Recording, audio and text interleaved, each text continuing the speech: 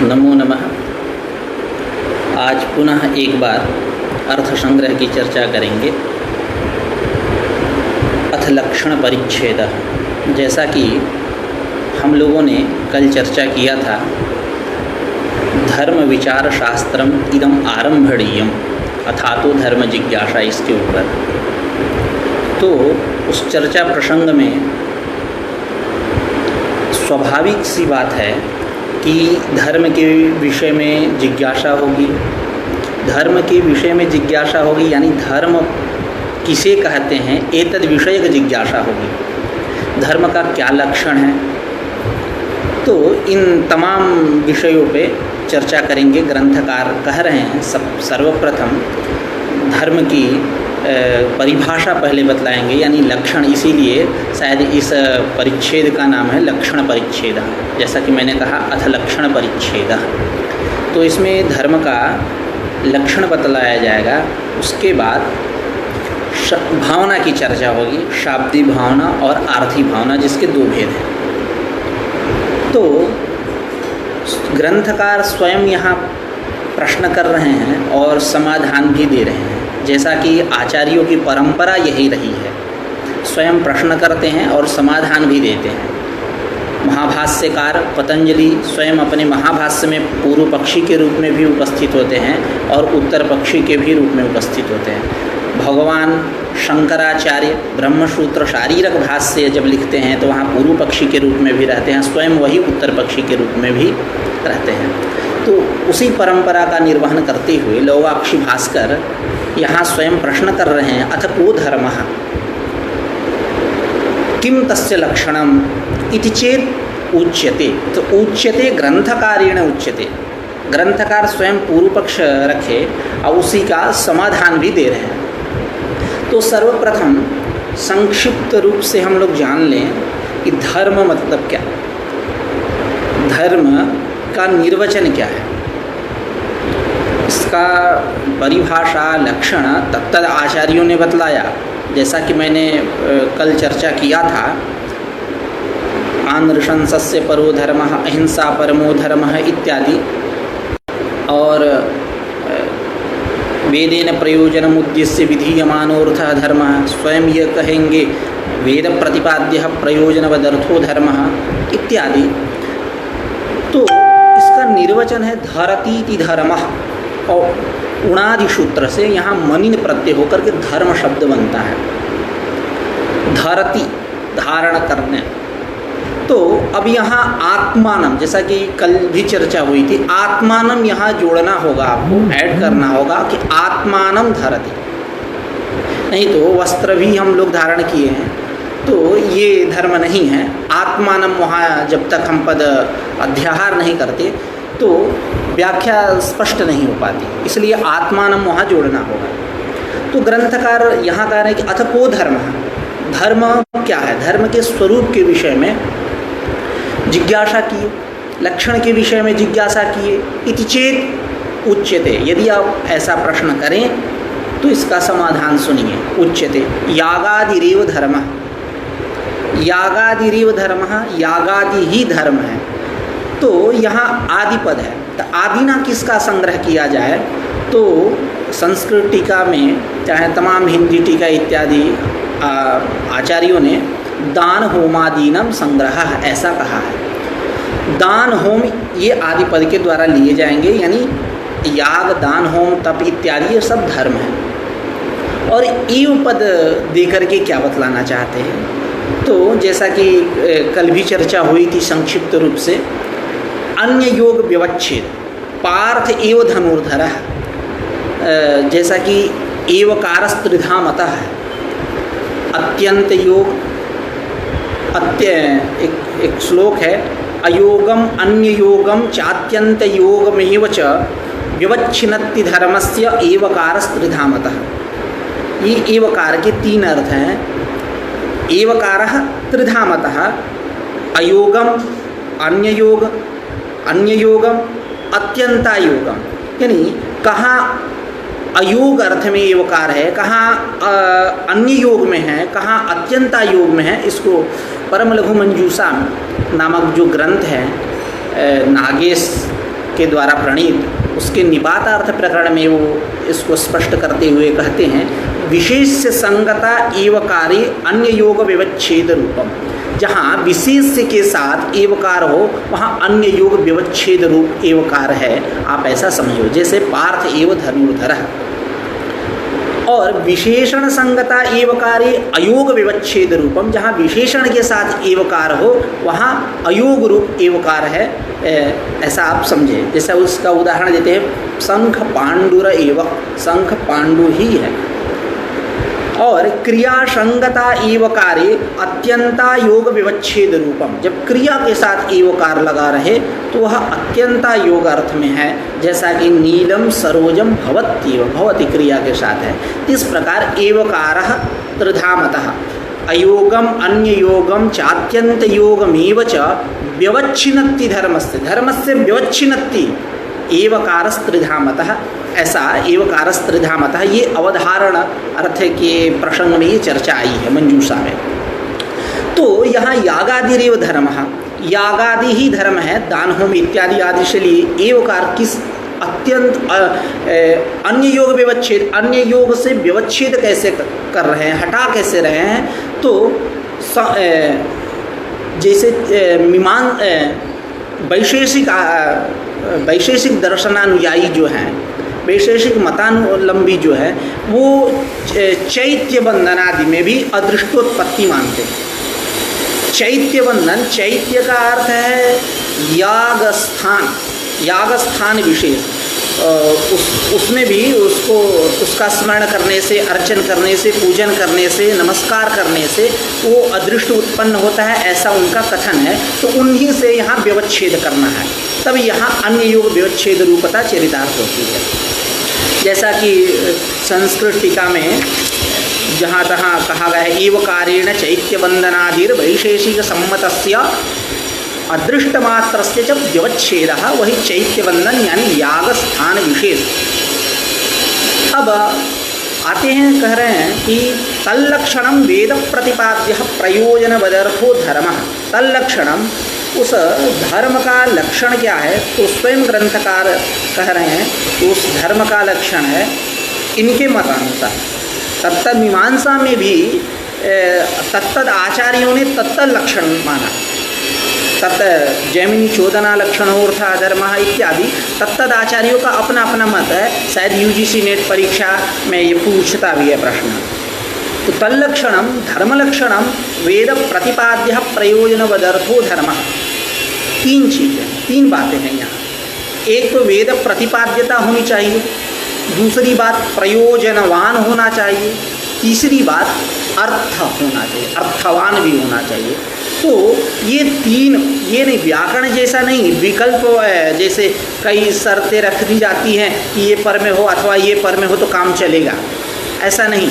यहाँ तीनों चाहिए, ये तीनों जिसमें हैं तो वो धर्म है। समेकित रूप से इन तीनों की उपस्थिति अनिवार्य है, यानी वेद प्रतिपाद्यता भी होनी चाहिए, प्रयोजनवान भी होना चाहिए और अर्थवान भी होना चाहिए, वो धर्म है। इति धर्मः वेद प्रतिपाद्य प्रयोजनवदर्थो धर्म। अब प्रयोजनवदर्थो धर्म, यहाँ थोड़ा सा समास कर लिया जाए। यहाँ मतुप प्रत्यय है, आप भति इत्यादि प्रत्यय न समझे, मतु प्रत्यय है। प्रयोजनम अस्य अस्ति इति प्रयोजनवान, प्रयोजनवांश्चासौ अर्थः इति प्रयोजनवदर्थः धर्मः। सब समानाधिकरणीय धर्म के साथ अन्वय होगा। वेद प्रतिपाद्य प्रयोजनवदर्थ प्रयोजनवत अर्थः धर्मः। तो ये तीन जो पद है, तीन विशेषताएं जो है, तीन पॉइंट जो इस धर्म लक्षण में दिए गए हैं, इन तीन पॉइंटों की मतलब महती आवश्यकता है। एक न रहें, यूँ कह लिया जाए कि अन्योन्याश्रित है, मतलब अन्योन्याश्रित नहीं, मतलब एक यदि इनमें से हटा लिया जाए तो धर्म हो ही नहीं सकता। पदकृत्य करते हुए सबकी महिमा का गाथा गान करेंगे ग्रंथकार भी, तो पदकृत्य करते हैं। प्रयोजने अतिव्याप्ति वारणाय प्रयोजन वदति। यहाँ अब मतुप प्रत्ययांत जो प्रयोजनवत, प्रयोजनवान समास किए तो प्रयोजनवद अर्थ हुआ। तो प्रयोजनवत इस यहाँ मतुप प्रत्यय करने की क्या आवश्यकता है? आप कह दो कि वेद प्रतिपाद्य प्रयोजनम अर्थ धर्म, ऐसा ही केवल लक्षण बना दीजिए। आप मतुप प्रत्यय विशिष्ट क्यों कह रहे हैं? तो कह रहे हैं कि मतुप प्रत्यय विशिष्ट नहीं कहेंगे तो यजेत स्वर्ग काम। अब यहाँ स्वर्ग क्या है? प्रयोजन है। हमको यह लक्षण ले जाना है धर्म में, धर्म में आज चला गया प्रयोजन में, स्वर्ग आदि में, तो वहाँ यह लक्षण न चला जाए। अतिव्याप्ति होने के कारण यहाँ मतुप प्रत्यय विशिष्ट प्रयोजनवत, प्रयोजनवान ऐसा कहा गया ग्रंथकार के द्वारा। उसी को कह रहे हैं प्रयोजने अतिव्याप्ति वारणाय प्रयोजनवती। आगे भोजनादौ अतिव्याप्ति वारणाय वेद प्रतिपाद्य है इति। अब कह रहे हैं कि वेद प्रतिपाद्य है, इसकी क्या आवश्यकता है? आप कह दीजिए, चलिए बात मान लिया आपकी कि प्रयोजनम से काम नहीं चलेगा, वहाँ अतिव्याप्ति दोष हो गया, तब प्रयोजनवत कह दिया गया, प्रयोजनवान कह दिया गया। तो ठीक है, आप केवल दो ही पद रखिए, वेद प्रतिपाद्य हटा दीजिए, प्रयोजनवदर्थ धर्म ऐसा ही करिए। प्रयोजनवत्वे सति प्रयोजनवत्वे सति अर्थवत्वम धर्मस्य लक्षणम ऐसा ही बना दीजिए। आप वेद प्रतिपाद्य कहने की क्या आवश्यकता है? तो समाधान दे रहे हैं कि भोजनादौ अतिव्याप्ति वारणाय वेद प्रतिपाद्य है इति। भोजनादि जो आहार हो, भोजनादि में अतिव्याप्ति हो जाएगी यदि हम वेद प्रतिपाद्य नहीं कहेंगे, तो वहाँ अतिव्याप्ति दोष के निवारण के लिए वेद प्रतिपाद्य आपको कहना होगा। अब इस पर थोड़ी सी चर्चा करें। जैसा कि यहाँ प्रश्न होता है, उस प्रश्न को रखते हैं। कुछ लोग कहते हैं कि आपने वेद प्रतिपाद्य यह पद रख करके आप भोजनादि में अतिव्याप्ति दोष का वारण कर रहे हो, कि वेद प्रतिपाद्य रख देंगे तो भोजनादि वेद प्रतिपाद्य नहीं है, इसलिए अतिव्याप्ति दोष नहीं हुई, आप ये कह रहे हो। तो जैसा कि देखा जाता है वेद में ही भोजन वेद प्रतिपाद्य है, ऐसा पूर्व पक्षी कह रहा है। उदाहरण के रूप में कह रहे हैं कि एवमेव एतां क्षेत्रज्ञः भूत्वा अनुप्रविश्य अन्नम अत्ति। क्षेत्रज्ञ जीव, यह पैटर्न जो है ये त्रिवृत्तकरण जैसा पैटर्न है, जैसा कि त्रिवृत्तकरण में बतलाया गया है। वेदांत में त्रिवृत्तकरण है, पंचीकरण त्रिवृत्तकरण। जैसा कि आप वेदांत सार इत्यादि ग्रंथ पढ़ेंगे तो वहाँ आपको मिलेगा ये शब्द त्रिवृत्तकरण, पंचीकरण जो है उसका उपलक्षण है, ऐसा करके मिलेगी पंक्ति। तो त्रिवृत्तकरण है, जल तेज अन्न का होता है। तो वहाँ एक श्रुति वाक्य दिया जाता है, हंताहमिमां तिस्रो देवताः अनेन जीवेनात्मना अनुप्रविश्य नाम रूपे व्याकरवाणी। तो सेम वही पैटर्न है, एवमेव एतान् क्षेत्रज्ञः भूत्वा अनुप्रविश्य अन्नम अत्ति। तो यह वाक्य, वेद वाक्य से यह बात आई, सामने आई, अनुमोदन हुआ कि वेद प्रतिपाद्य भोजनादि है। तो आप वेद प्रतिपाद्य यह पद रख करके कैसे आप अतिव्याप्ति दोष का वारण कर रहे हो भोजनादि में, ठीक है। और जैसा कि भोजनादि के विषय में ये भी कहा गया, अष्टौ ग्रासा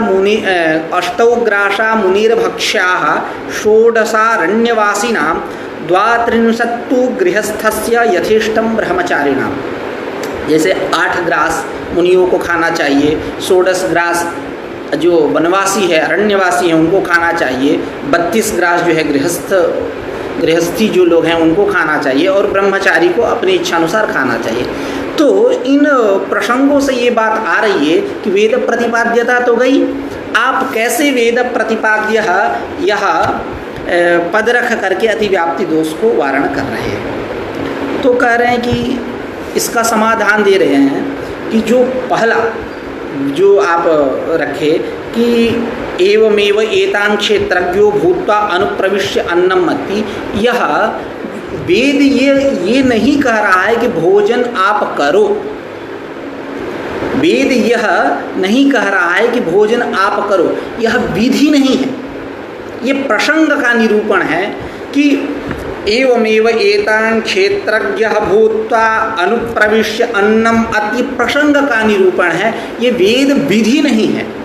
दूसरी बात कि जो अष्टौग्रासा मुनेर भक्षा जो अभी श्लोक पढ़ा गया वो ग्रास नियम है, वो विधि नहीं है। वेद ये नहीं कह रहा है कि आप भोजन करो, आप भोजन नहीं भी कर सकते हो, तब तक जब भोजन नहीं करेंगे तभी तो अनशन होगा। तो वेद प्रतिपाद्यता इस प्रकार भोजनादि में नहीं है। तो भोजनादि अतिव्याप्ति वारणाय वेद प्रतिपाद्य इति। अब यहाँ भोजनादि में भी आदि पद आया, तो आदि से क्या लेना है कि कृषि वाणिज्य आदि का संग्रह कर लेना है कि भोजनादि भोजन कृषि वाणिज्य इत्यादि में अतिव्याप्ति दोष न हो, इसलिए अतिव्याप्ति दोष के वारण के लिए वेद प्रतिपाद्य हमको पद रखना होगा।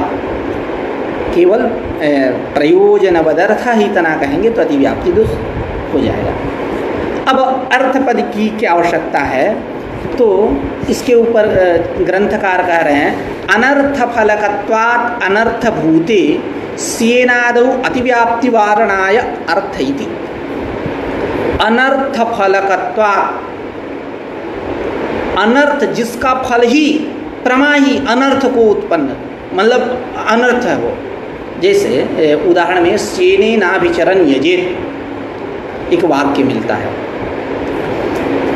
यह चर्चा नामधेय प्रकरण में आती है। वहाँ कहते हैं कि नामधेय जो है चार निमित्त की अपेक्षा करता है। वो चार निमित्त हैं मत्वर्थ लक्षणाभयात, वाक्य भेद भयात, तत्प्रख्य शास्त्रात, तद्व्यपदेशात। ये चार निमित्त चतुष्टय की अपेक्षा करता है। तो जब तद्व्यपदेशात की चर्चा करते हैं तो उसी प्रसंग में यह वाक्य देते हैं उदाहरण के रूप में सेनेनाभिचरन यजित। सीन याग है, सीन का मौलिक अर्थ ऐसे होता है बाज पक्षी। तद्व्यपदेशात तेन व्यपदेशात उपमानात इति तद्व्यपदेशात। और वहाँ उपमानात आगे लिखते हैं अन्यथानुपपत्ते हैं, क्योंकि यागवाचक जब तक नहीं मानेंगे तो वहाँ उपमान सिद्ध नहीं हो पाएगा। एतद विषय चर्चा वहाँ करते हैं। तो यथा वै सेनः निपत्य आदत्ते तथा अयम द्विसंतम भ्रातृव्यम निपत्य आदत्ते, यह चर्चा हुई है।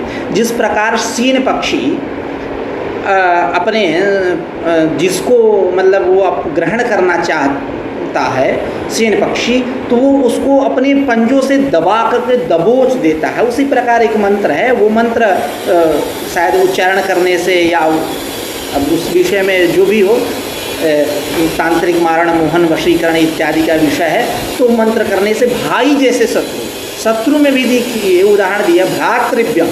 भ्रातृव्य शब्द का भी निर्वचन अलग अलग है। आप उपनिषद चलेंगे तो भ्रातृव्य मतलब यूँ कहे भतीजा, ऐसा जो लोग अर्थ में देखा जाता है। एतद अतिरिक्त भी अर्थ वहाँ लिया गया है।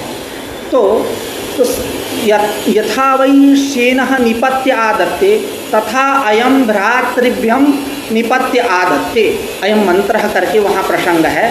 तो अनर्थ फल को दे रहा है। अनर्थ फलकत्वात् अनर्थ भूते सेनादौ अतिव्याप्ति वारणाय अर्थ इति। तो अनर्थ फल देगा। अनर्थ फलक होने के कारण अनर्थ भूते सेनादौ, सेनादिया कैसा है, अनर्थ फल को देने वाला है, इसलिए वो अनर्थभूत है। अनर्थ फलकत्वात् अनर्थ भूते सेनादौ अतिव्याप्ति वारणाय, उसमें यह लक्षण न चला जाए धर्म का, अतिव्याप्ति के वारण के लिए अर्थ पद वहाँ रखा गया। तो इस प्रकार लक्षण हुआ वेद प्रतिपाद्य प्रयोजनवदर्थो धर्मः। एक एक पद की क्या आवश्यकता है, यह पदकृत्य के माध्यम से हम लोगों ने जाना। अब एक पूर्व पक्ष यहाँ समुपस्थित होता है, क्योंकि जैमिनी ने, भगवान जैमिनी के द्वारा जो धर्म लक्षण बतलाया गया वहाँ वो लक्षण है चोदना लक्षणोर्थः धर्मः। चोदना शब्द विधि, वेद के 5 वेद हैं, आगे इसकी चर्चा होगी, जैसा कि संक्षिप्त रूप से चर्चा हम लोगों ने कल किया था। तो विधि, मंत्र, नामधेय, निषेध और अर्थवाद। तो चोदना लक्षणोर्थ धर्म का सामान्यतः अर्थ हुआ कि प्रेरणादायी जो विधि वाक्य उनके द्वारा प्रतिपादित जो है वह धर्म है। तो इस प्रकार चोदना पद विधि मात्र का वाचक होने से विरोध हुआ, क्योंकि यहाँ चर्चा लौगाक्षी भास्कर कर रहे हैं पूरे वेद की, वेद प्रतिपाद्य। यहाँ चोदना इत्यादि जैसे पद को इन्होंने नहीं रखा। तो वहाँ सर्वविध भेद समलंकृतस्य वेदस्य की चर्चा हो रही है, और यहाँ केवल उसमें एक विधि को लेकर के इन्होंने धर्म लक्षण बनाया। इसलिए सौत्र तल्लक्षण विरोधा, सौत्र तल्लक्षण विरोधा मतलब सूत्रेण उक्तम इति सौत्रम तल्लक्षणम तस्य धर्मस्य लक्षणम इति तल्लक्षणम श्रौत्रंच तल्लक्षणम इति श्रौत्र तल्लक्षणम तेन तस्मात् तस्य वा विरोधः श्रौत्र तल्लक्षण विरोधः। तो सूत्रकार के द्वारा प्रतिपादित जो यह चोदना लक्षणोर्थः धर्म है कि प्रेरणादायी इनके द्वारा प्रतिपादित जो भी है वो धर्म है, इस प्रकार विरोध हुआ। यह तो बात कैसे बनेगी, विरोध यहाँ आ गया। तो इसी पूर्व पक्ष को अभी ग्रंथकार कह रहे हैं अपने शैली में, अपने शब्दों में, और समाधान भी देंगे।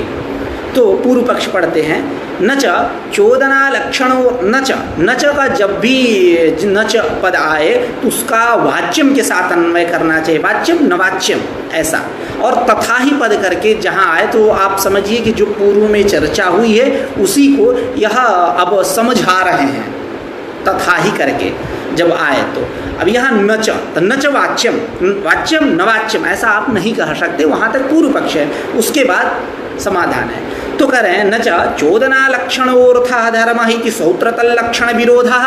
तो वही विरोध का प्रकार जो हमने हिंदी में बतलाया आपको, उसी को ग्रंथकार कह रहे हैं कि चोदना पदस्य विधि रूप वेदैक देश परत्वात्। चोदना पद जो है यह विधि रूप एक देश, क्योंकि 5 है, विधि, मंत्र, नामधेय, निषेध, अर्थवाद। तो विधि रूप एक देश, विधि रूप एक देश परत्वात् विरोधः, विरोध हुआ, सौत्र तल्लक्षण विरोधा इति वाच्यम नवाच्यम। आप ऐसा नहीं कह सकते, क्योंकि अब समाधान दे रहे हैं ग्रंथकार कि तत्रापि चोदना शब्दस्य वेदमात्र परत्वात्। वहाँ भी चोदना शब्द जो है वो वेद मात्र का परक है।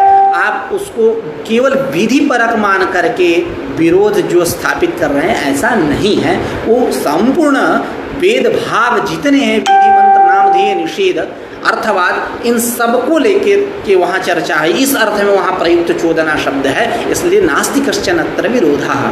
तो कह रहे हैं तत्रापि चोदना लक्षणोर्थः धर्मः इति लक्षणेऽस्मिन् लक्षणे अपि चोदना शब्दस्य वेदमात्र परत्वात्। क्यों ये व्याख्या करनी पड़ी? तो आगे कह रहे हैं कि वेदस्य सर्वस्य धर्मतात्पर्यवत्वेन धर्म प्रतिपादकत्वात्। अन्वय ऐसा करिए, कुछ अर्थ जो है अन्वय से स्पष्ट हो जाते हैं। तो सर्वस्य वेदस्य धर्मतात्पर्यवत्वेन धर्म प्रतिपादकत्वात्। सर्वस्य वेदस्य मतलब सर्वस्य वेदस्य वेदभागस्य, वही विधि, मंत्र, नामधेय, निषेध, अर्थवाद इति पंचविध वेद समलंकृतस्य वेदस्य धर्म तात्पर्यवत्वेन, तात्पर्यम अस्य अस्ति इति तात्पर्यवान् तस्य भावं तात्पर्यवत्वं धर्मे तात्पर्यवत्वम् इति धर्म तात्पर्यवत्वं तेन धर्म तात्पर्यवत्वेन सर्वस्य वेदस्य धर्म तात्पर्यवत्वेन धर्म प्रतिपादकत्वात्। जितने विधि, मंत्र, नामधेय, निषेध, अर्थवाद हैं सबका धर्म में ही तात्पर्य है, धर्म के प्रतिपादक हैं। क्यों धर्म में तात्पर्य है? क्योंकि ये धर्म के प्रतिपादक है। तो धर्म प्रतिपादकत्वात् इति हेतोः सर्वस्य वेदस्य धर्म तात्पर्यवत्वेन नास्ति कश्चन विरोधः, ऐसा कर लेंगे। जैसा कि वेदांत में आप आइए तो वहाँ कहते हैं कि जितने वाक्य हैं सबका ब्रह्म में ही समन्वय है। इसीलिए ब्रह्मसूत्र में जो 4 अध्याय बतलाए गए, उन 4 अध्यायों में जो पहला अध्याय है उसका नामकरण किया गया समन्वयाध्याय। उसके बाद दूसरा अध्याय है अविरोधाध्याय, तीसरा है साधनाध्याय, चौथा है फलाध्याय। एकदम अनुरूप चर्चा है, वेदांतानुरूप इन अध्यायों का नामकरण है। ऐसी हमारी परंपरा भी रही है कि निरर्थक बातें नहीं हुआ करती थी। इस समय भले हो रही हो, इसके विषय में हम चर्चा नहीं करेंगे। तो समन्वयाध्याय मतलब जितने श्रुति वाक्य हैं सबका ब्रह्म में ही समन्वय है, ब्रह्म में ही तात्पर्य है। शायद इसी उद्देश्य से प्रेरित होकर के भगवान वादरायण ने तत्तु समन्वयात् सूत्र बना दिया, चौथा सूत्र चतुसूत्री में।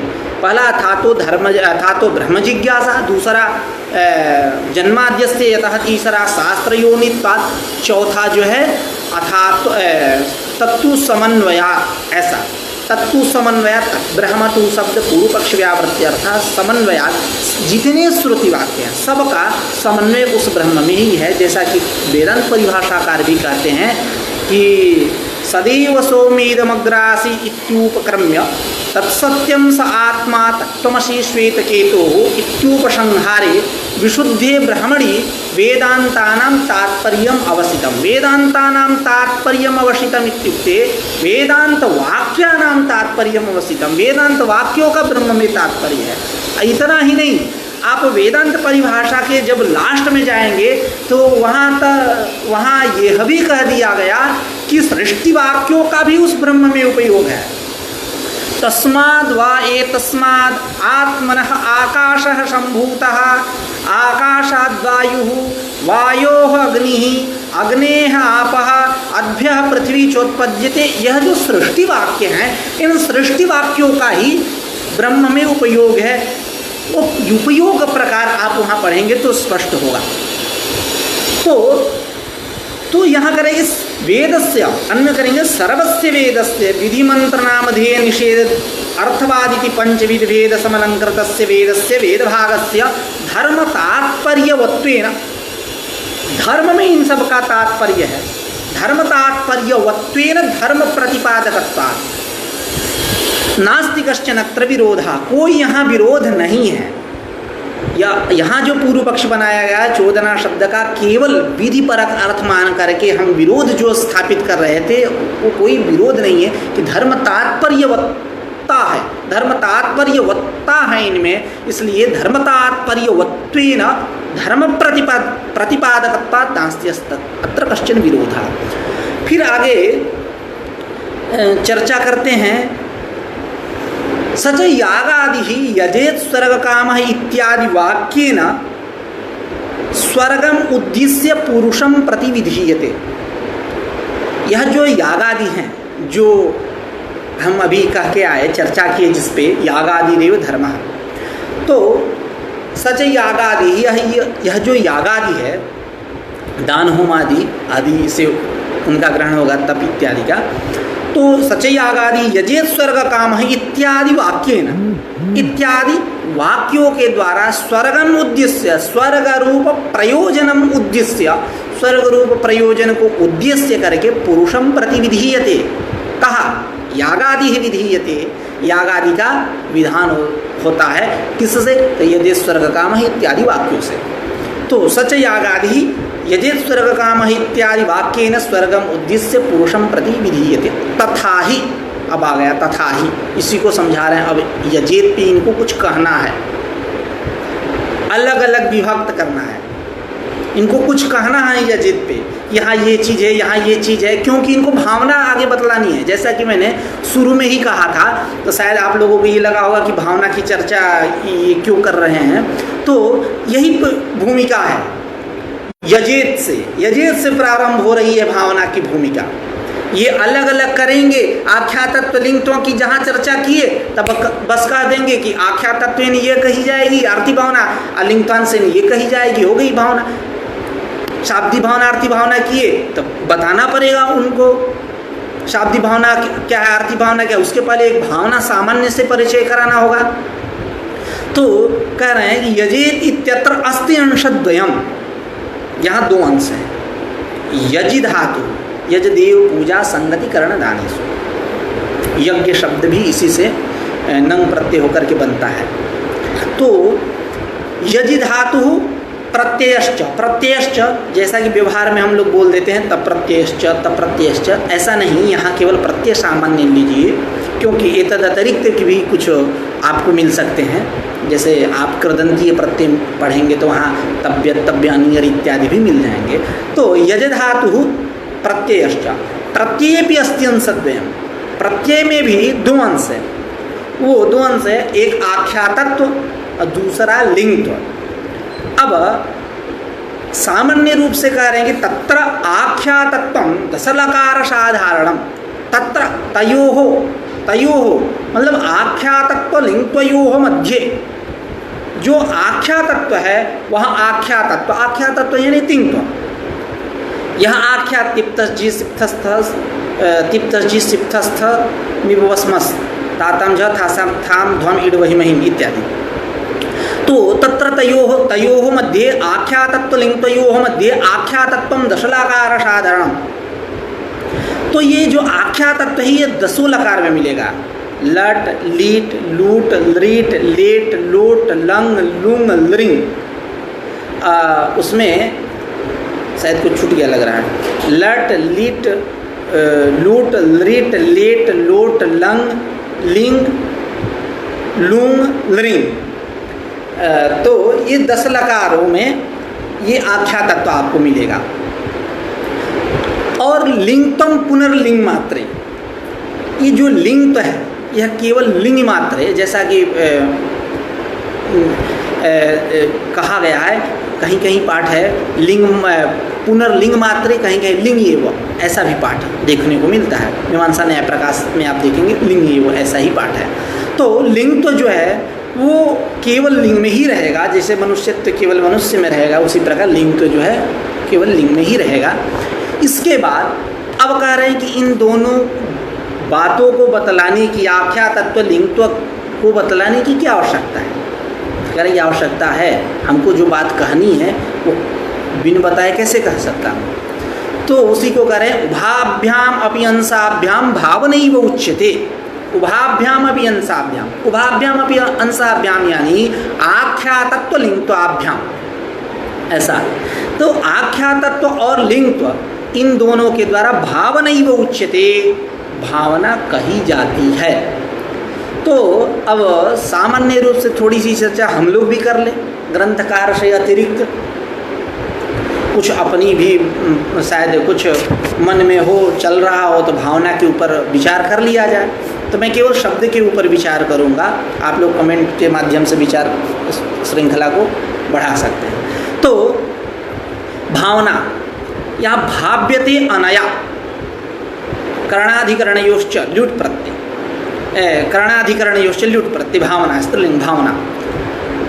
अब यहाँ भू धातु है, भूषत्तायाम आत्मधारणानुकूल व्यापार है। तो यहाँ णिच प्रत्यय होता है, भू धातु से णिच प्रत्यय करेंगे, उसके बाद ल्युट् प्रत्यय करेंगे तो भावना शब्द निष्पन्न होगा। तो अब हम केवल णिच पे चर्चा करेंगे। यहाँ णिच है कौन? प्रेषण आदि है कि सत्यापपास इत्यादि जो चुरादि का सूत्र है उससे। तो कह रहे हैं कि हेतुमति च प्रेषणादि अर्थ है वो जो सत्यापपास इत्यादि करके जो सूत्र है उससे जो णिच प्रत्यय होता है वो स्वार्थ में होता है। यहाँ प्रेरणा की बात हो रही है। मानसिक व्यापार विशेषा, मानसिक व्यापार विशेषा भी कहने वाले हैं, व्यापार विशेषा करके। ये प्रेरणा की गंध आ रही है, सुगंध। तो हेतुमति च ही आपको मानना है, उसी से यहाँ णिच प्रत्यय सत्यापपास रूप में इत्यादि, इससे णिच प्रत्यय नहीं है, वो स्वार्थ में होता है। ठीक है। तो भावना क्या है? तो ग्रंथकार कह रहे हैं कि भावना नाम भवितुर्भवनानुकूलो भावयितुर्व्यापार विशेषा। ये इसको कह लीजिए कि भावना का यह स्वरूप है, भावना का यह लक्षण है, भावना की यह परिभाषा है। जो भावना नाम भवितुर्भवनानुकूल, भवितु एक एक पद पे ध्यान दीजिए। भवितु उत्पद्यमानस्य, भावनानुकूल उत्पत्त्यनुकूल भावयितुः उत्पादकस्य भावकस्य वा मीमांसा न्याय प्रकाश में भावकस्य भाव का व्यापार विशेष वहाँ का है। तो भावितुः उत्पद्यमानस्य भावनानुकूल उत्पत्त्यनुकूल भावयितुः उत्पादकस्य व्यापार विशेषः मानसिक व्यापार विशेष है। ऐसा फिर से एक बार, भावना नाम भावना क्या है? भावितुः उत्पद्यमानस्य भावनानुकूल उत्पत्त्यनुकूल भावयितुः उत्पादकस्य भावकस्य वा व्यापार विशेषः मानसिक व्यापार विशेष। अब इसको हम लोग अब हिंदी में समझेंगे। जैसा कि गुरुजी कहे, गुरुजी अपने शिष्य से कहे कि बेटा यह काम करो, यह काम करो, पढ़ो लिखो इत्यादि, और क्या कहेंगे गुरुजी? खैर गुरु शुश्रूषा या विद्या उस पक्ष को मानेंगे तो शायद कोई कार्य कहें, लेकिन आप इतना समझ जाइए, कहें कि देवदत्ता तुम पठे, तुम पढ़ो। तो भावितुः उत्पद्यमानस्य, यहाँ प्रवृत्ति उत्पद्यमानायाः प्रवृत्तेः, उनको प्रवृत्त कराना है, बहुत कोलाहल कर रहा है, कह दिए कि जाओ पढ़ो, उसको एक काम दे दिए। तब भावितुः उत्पद्यमानस्य, यहाँ प्रकृत स्थल में उत्पद्यमानायाः प्रवृत्तेः भावनानुकूल उत्पत्त्यनुकूल भावयितुर व्यापार विशेषः उत्पादकस्य भावकस्य व्यापार विशेषः त्वं पठेः, तुम पढ़ो। यह जो मानसिक व्यापार विशेष है इसी को हम बोलेंगे भावना। ये सामान्य रूप से भावना हुई। अब भेद पे चर्चा करते हैं। सात विविधा, यह भावना जो है दो प्रकार की है, दो प्रकार इसके हैं, एक शाब्दी भावना, दूसरी आर्थी भावना। शाब्दी भावना और आर्थी भावना, इन दोनों का लक्षण तो करेंगे ही, और किसमें कौन साध्यत्वेन अन्वित होता है, कौन साधनत्वेन अन्वित होता है, कौन इति कर्तव्यतात्वेन अन्वित होता है, इन सब की चर्चा की जाएगी। तो यहाँ कह रहे हैं सात विविधा, सा भावना द्विविधा, शाब्दी भावना, आर्थी भावना। देखिए एक यहाँ एक बात बता रहा हूँ, द्विविधा, कहीं कहीं द्विविधम लिखा रहता है, जैसे सा पृथ्वी द्विविधा नित्या नित्या रूपम सप्तविधम, ऐसा करके। तो क्या अंतर है इनमें? अर्थ तो हिंदी में शायद संभवतः वही लग जाते हैं दोनों का।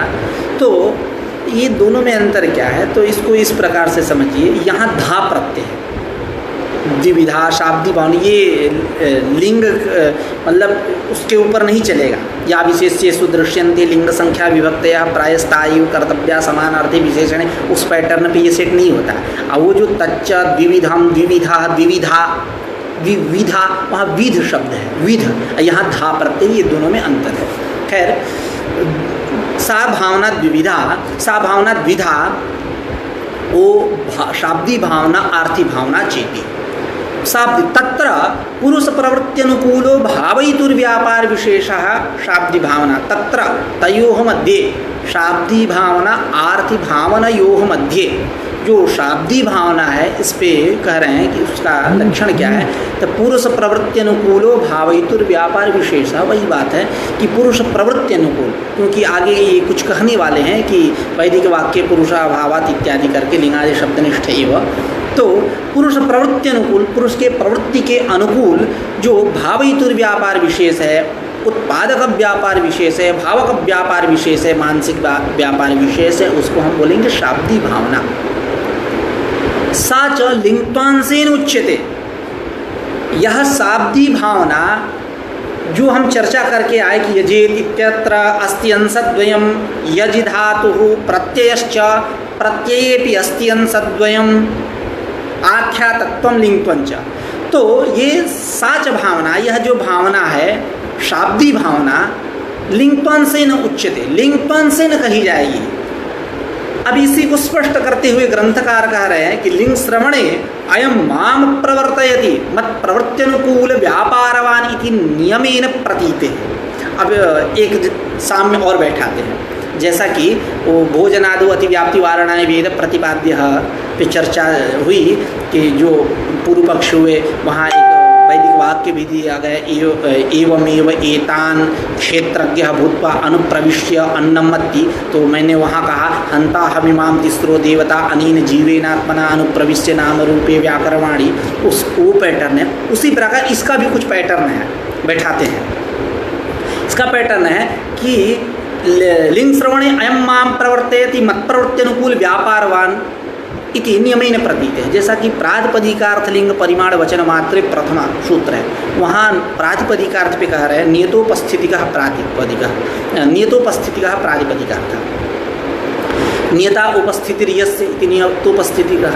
जैसा कि बालमनोरमा इत्यादि ग्रंथों में भी कहा गया कि यस्मिन् प्रातिपदिके उच्चरिते सति यस्य अर्थस्य नियमेन प्रतीति, वो सेम वही पैटर्न है। ये लिंग श्रवणे अयम माम प्रवर्तयति मत प्रवृत्त्यनुकूल व्यापारवान इति नियमेन प्रतीते है। तो पैटर्न है, पैटर्न की चर्चा कर रहा हूँ। तो ये जो साच लिंगत्वांसेन उच्यते, यह जो भावना है लिंगत्वांस के द्वारा कही जाती है। लिंग श्रवणे अयम माम प्रवर्ते, जब लिंग का श्रवण करेगा, गच्छेत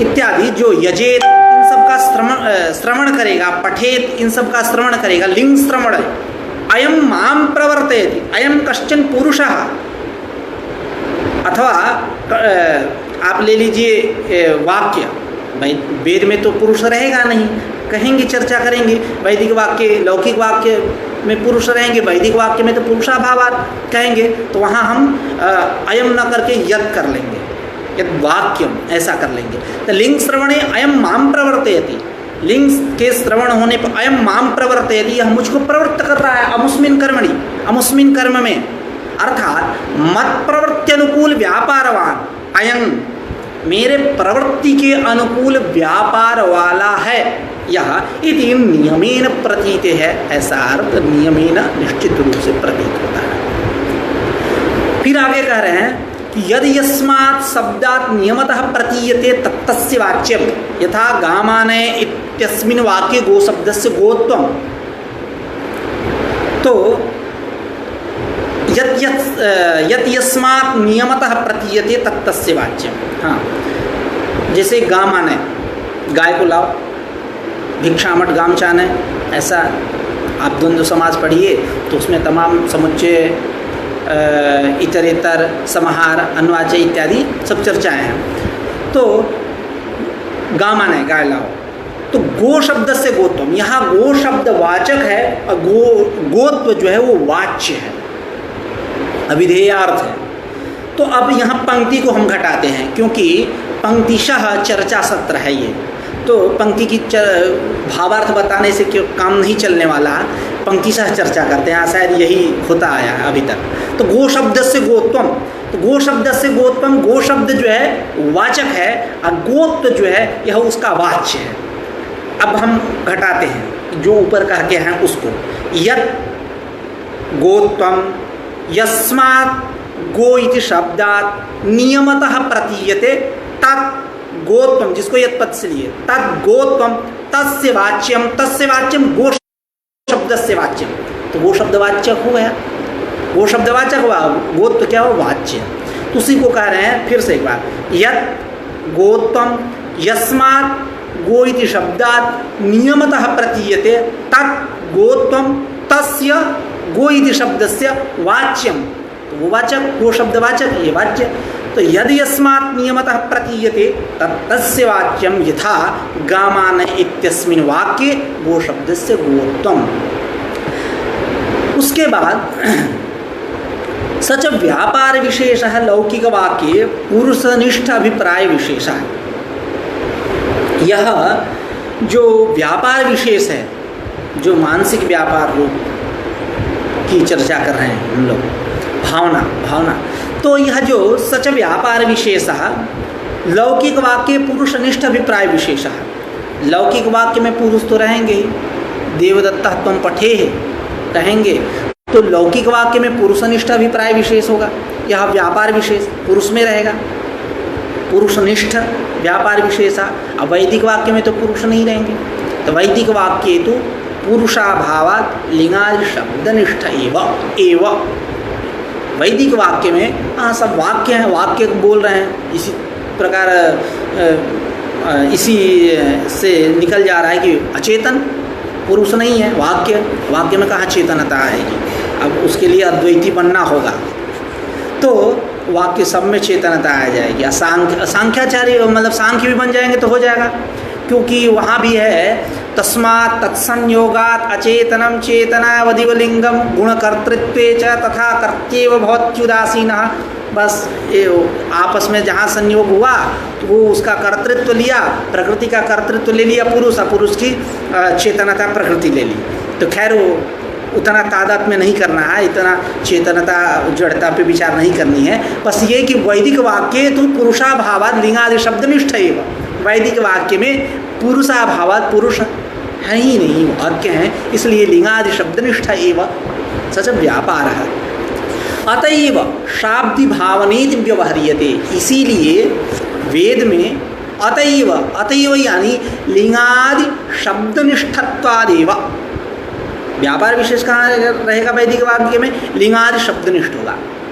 तो अतएव लिंगादि शब्दनिष्ठत्वादेव, एक एक पद का अर्थ करते चलेंगे, कहाँ च से क्या लेना है, तस्मात् से क्या लेना है, यत् से क्या लेना है, अतएव से क्या लेना है, वाच्यम नवाच्यम इसकी क्या भूमिका है, इन तमाम पहलुओं पे चर्चा जरूर करेंगे। और यदि चर्चा छूट गई तो आप लोग हमको सावधान कर दीजिएगा। तो अतएव शाब्दि भावनेति व्यवहार्यते, इसीलिए अतएव यानी लिंगादि शब्दनिष्ठत्वादेव, यह व्यापार विषय जो है लिंगादि शब्दनिष्ठ है वैदिक वाक्य में, तो इसलिए शाब्दि भावनेति व्यवहार्यते, वैदिक वेद में शाब्दि भावना का व्यवहार होता है। फिर कहने जा रहे हैं कि साच भावना अंशत्रयम् अपेक्षते साध्यम साधनम इति कर्तव्यतांचिति। यह जो भावना है इसको बताने से पहले थोड़ी सी बात कर लें, अभी मन में स्फुरित हो रही है।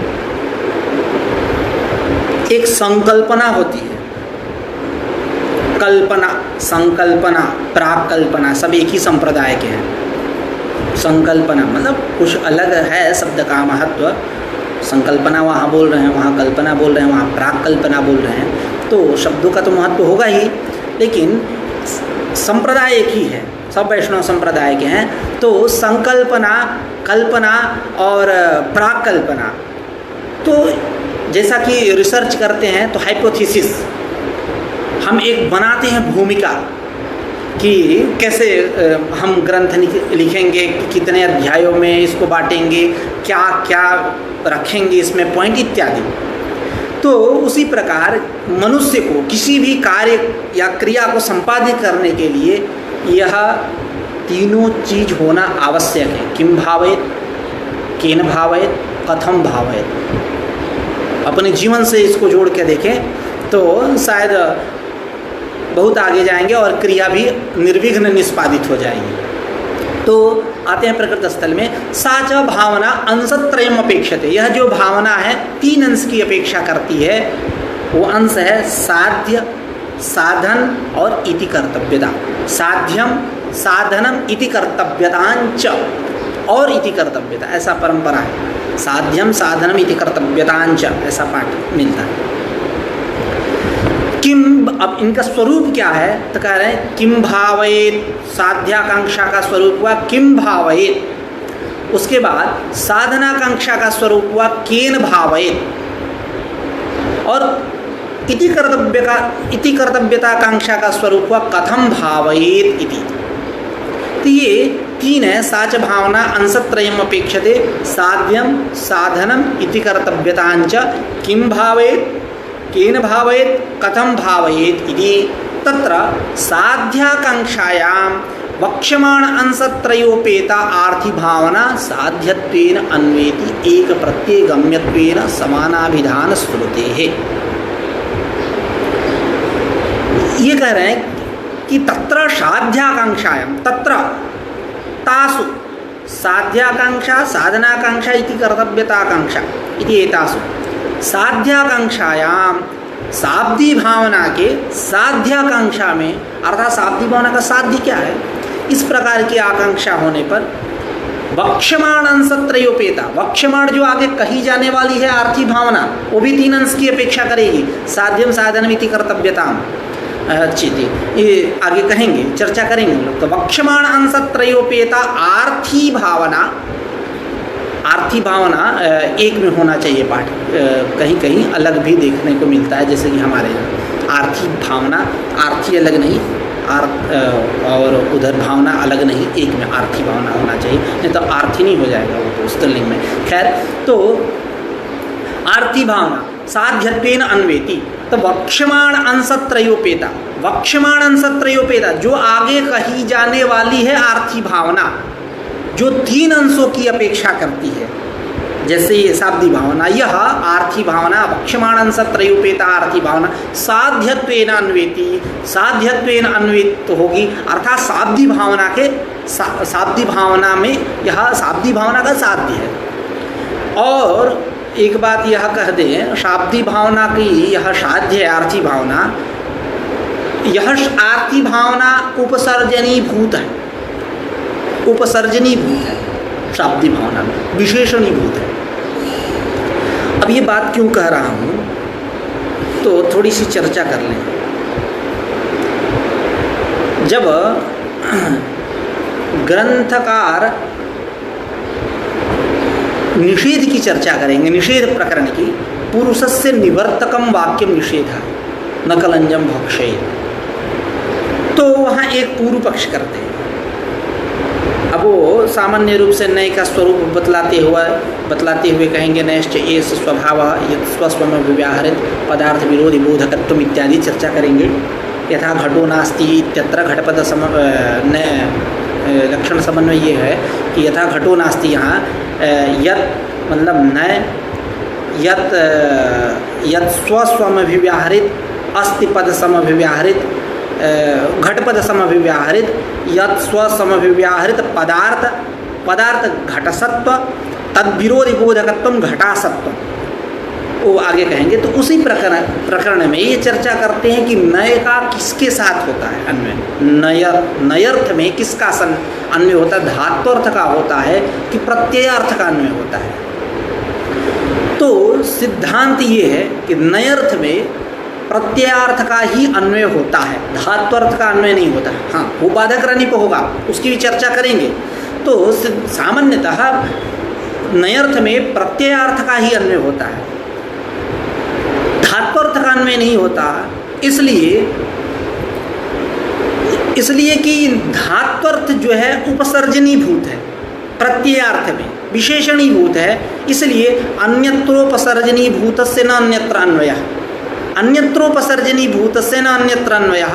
जैसे राजपुरुषम आने, राजपुरुषम माने तो राजपुरुष को लाओ, तो राजपुरुष, यहाँ राज पदार्थ जो है वो विशेषणीभूत है, पुरुष पदार्थ जो है वो विशेष्य है। तो आने क्रिया में पुरुष पदार्थ का ही अन्वय होता है, राज पदार्थ का अन्वय नहीं होता है, क्योंकि राज पदार्थ वहाँ विशेषणीभूत है। उसी प्रकार धात्वर्थ जो है प्रत्ययार्थ में विशेषणीभूत है, इसलिए नयर्थ में प्रत्ययार्थ का ही अन्वय होता है, धात्वर्थ का अन्वय नहीं होता है। ठीक है, ये चर्चा करने के बाद अब करेंगे ठीक है, नयर्थ में प्रत्ययार्थ का अन्वय होगा, तब प्रत्ययार्थ में भी 2 चीज़ है, एक शाब्दी भावना, एक आर्थी भावना। किसका अन्वय करें, नयर्थ में किसका अन्वय करें? तो कह रहे हैं आर्थी भावना का नहीं होगा, क्योंकि आर्थी भावना विशेषणीभूत है शाब्दी भावना में। तो सेम पैटर्न, जैसे धात्वर्थ प्रत्ययार्थ में विशेषणीभूत हुआ तो उसका अन्वय नहीं हुआ नयर्थ में, उसी प्रकार आर्थी भावना भी शाब्दी भावना में विशेषणीभूत होने के कारण उसका अन्वय नहीं होगा, शाब्दी भावना का ही अन्वय होगा। इसीलिए वहाँ कहते हैं तस्याः सर्वापेक्षया प्रधानत्वात्, तस्याः शाब्दी भावनायाः सर्वापेक्षया, सर्वापेक्षया इत्युक्ते धात्वर्थस्य अपेक्षया और आर्थी भावनायाश्च अपेक्षया प्रधानत्वात्, वो प्रधान है, इसलिए नयर्थ में प्रत्ययार्थ का ही अन्वय होता है। तो उसी प्रकार यहाँ कि शाब्दी भावना के साध्याकांक्षा में आर्थी भावना साध्यत्वेन अन्वित होगी, ये है विशेषणीभूत, वो प्रधान शाब्दी भावना।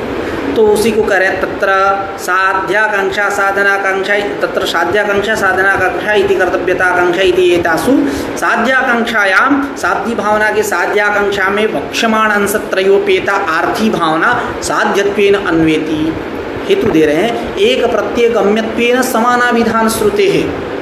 एक प्रत्यय गम्यत्वेन, उसी एक प्रत्यय के द्वारा ये दोनों कहे जा रहे हैं। एक प्रत्यय गम्यत्वेन, एक प्रत्यय गम्यता क्या है? तो उसी त प्रत्यय, त प्रत्यय में लिंग त्वांश से शाब्दी भावना कही गई और उसी त प्रत्यय में जो तिंग तो है, आख्या तत्व है, उसी से आर्थी भावना कही गई। प्रत्यय तो एक ही है। एक प्रत्यय गम्यत्वेन समानाभिधान श्रुते है, समानम च तदभिधानम समानाभिधानम। तो समानाभिधान, एक प्रत्यय गम्यत्व होने से समानाभिधान, समान रूप से एक ही त प्रत्यय से इनका अभिधान हो रहा है, कथन हो रहा है। तो एक प्रत्यय गम्यत्वेन समानाभिधान श्रुते है, क्या होगा? साध्य भावना के साध्याकांक्षा में वक्ष्यमाण अंशत्रयोपेता जो आर्थी भावना है वो साध्यत्वेन अन्वित होगी। अब यहाँ एक पूर्व पक्ष करेंगे, संख्यादि नाम एक प्रत्यय गम्यत्वे भी अयोग्यत्वात् न साध्यत्वेन अन्वयः। इसकी चर्चा हम लोग कल करेंगे। आज का पाठ यहीं रखते हैं, कल फिर मिलते हैं। नमः।